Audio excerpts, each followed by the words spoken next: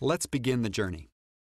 The first of the three primary cravings that we all share is the craving for destiny. What is my purpose in life? Is there more to life than just making it from day to day or climbing some corporate ladder? What marked your life last week? What great failure did you experience? What did you struggle through late at night saying, God, I really gave it my best. It just didn't work out okay. Somehow the reality isn't matching the fantasy, but it's inside of all of us. This longing to become. And you're at the end of yourself and you're like, I know there's something God wants to do with my life, but I just cannot figure out what it is. And I just feel like that greatness is eluding me. And because sometimes it's so difficult to discover who we are and who we are to become, sometimes what happens is we move to the dark side. The dark side of destiny is to move toward apathy and just say, well, as long as I'm innocent. But sometimes the dark side of destiny isn't just apathy. Sometimes it becomes anger. And in the same way, your soul can, in a sense, become dead to your craving for destiny, your desire to become, your longing to have progress, to believe that tomorrow can be better than today and that you can be better than you are. And I'm telling you that your soul cannot live well without a belief in the future. You were designed for hope. Your soul needs hope, like your body needs water. See, there's a life God has for you and for me. There's a calling, a mission, a purpose, a destiny. Not something that's set in stone that you can't avoid, but something that is wooing you and calling you like a lighthouse in the storm, saying, trust me in the storm, and I'll get you there.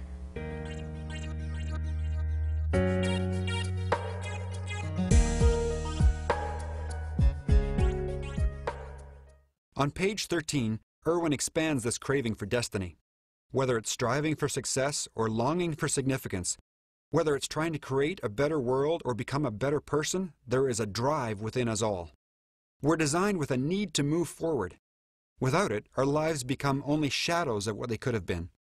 You can live without pursuing a dream. You can function without passion. But with each passing moment, your soul will become more and more anemic. Your soul longs to become. On page 16, we read this. Without a vision for your life, without a sense of purpose, you will begin to die a slow death. This theme is continued on page 18. To live an aimless life is to live an unfulfilling life. When we believe that God has created us to create, it begins to change everything for us. There's a future that God created you to be a part of creating. You're not supposed to just passively enter into tomorrow. You are supposed to be actively engaged in the creation of tomorrow. Your destiny isn't something out there waiting for you to experience because it already exists. Your destiny is something God calls you to, and it takes courage to create it. We are all born no ordinary child. Every one of us here are born with divine potential to accomplish something bigger than ourselves. Every one of us here were seen by God before we ever took our first breath. There is no disposable human being. Everybody matters to God. Sometimes what we don't realize is that when God is inviting us into the bigness of who He is, and God gives us just a small glimpse of the grandness of what He's doing in human history, that He's not going to force us to live the life He created us to live. And the challenge, of course, is that if you start listening, if you listen carefully to what He's saying to you, it will terrify you. And you'll wonder if He's talking to the right person. You'll wonder if He has confused you with someone else. And He hasn't. You've confused yourself with someone less than who you are.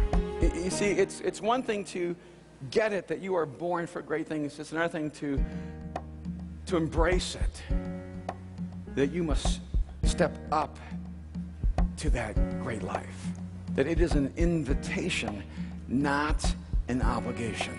At the same time, you have to accept that there are some things that God will do for you because you cannot do them for yourself, but there are some things God will not do for you because he created you to do them. See, here's what God wants to try to convince us of. The life he has for you is bigger than what you can dream by yourself.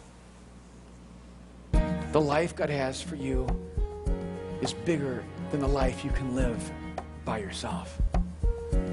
That when you enter a relationship with God through Jesus Christ, he begins to expand your capacity.